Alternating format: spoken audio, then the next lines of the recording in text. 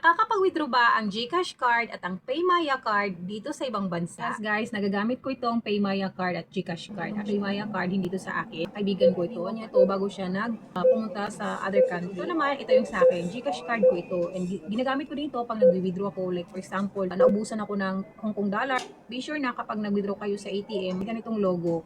So kapag nakita niyo yung ATM na mayroong Mastercard, may Visa card, may ganyan, ano man ang logo na meron sa inyo, titingnan nyo yun. Ibig sabihin, pwede kayong mag-withdraw kapag may mga ganitong logo yung ATM na pag-withdrawan ninyo. Ako, ngayon, dahil may pinakisuyo sa akin yung kaibigan ko, pinasa niya dito or hinulog niya sa ATM niya yung pera niya.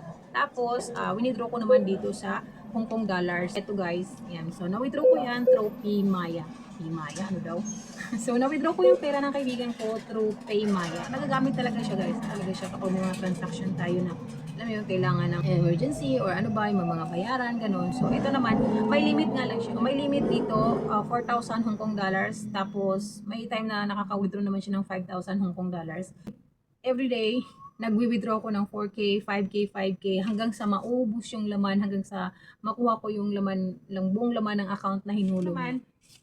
Sa GCash ko, konti-konti lang naman ang nilalagay ko dito. Same lang din dito sa PayMaya. So yan, ito kasi hindi to sa akin. Pinakita ko lang sa inyo, no. Kala nyo sa akin ito, hindi. Malaking tulong siya guys kapag mga ganitong sitwasyon, na mga transaction tayo na kailangan. Yung GCash guys, ito yung ginagamit ko kapag naubusan ako ng pera, naubusan ako ng cash dito na Hong Kong dollars. May alipin din naman ako dito sa Hong Kong, pero may time din naman kasi na dito, trip ko lang talagang gamitan tong GCash card ko kasi wala lang, parang lagi lang siya nasa wallet ko. Wala siya. Pag may laman yung GCash ko, ginagawa ko, nagwi-withdraw ako kunyari saan, wala, trip ko lang, mag-withdraw sa ATM. Malaki din ang bawas guys. Malaki ang bawas kaya sayang din. Sayang, malaki ang may transaction fee. Kaya ganun lang, at least, diba, pag may mga emergency, nakakatulong ang ganito. Nag-withdraw ako sa HSBC, guys. Ito yun. Rejected yung ibang, yung ibang withdrawal ko kasi exceed na nga siya sa limit. So, nag-try ako ng 6,000 Hong Kong dollars, hindi niya tinanggap. 5,000 or 4,000 lang talaga ang accepted. So, bawat withdraw mo, mayroon din yung kaltas. Yun. So, that's it for today's video, guys. Share ko lang sa inyo.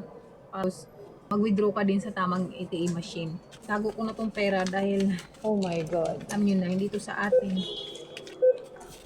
So, magkano nga ba yung 15,000 Hong Kong dollars, magkano ba yun? Nasa 100 plus din mahigit, 100,000 mahigit. That's all for today's video guys. Share ko lang yun sa inyo. Itatago ko na ito dahil wala pa. Wala naman. Ito yung mga rejected na mga resibo na hindi tinanggap dahil may limit nga siya. Okay, so thank you so much guys for watching.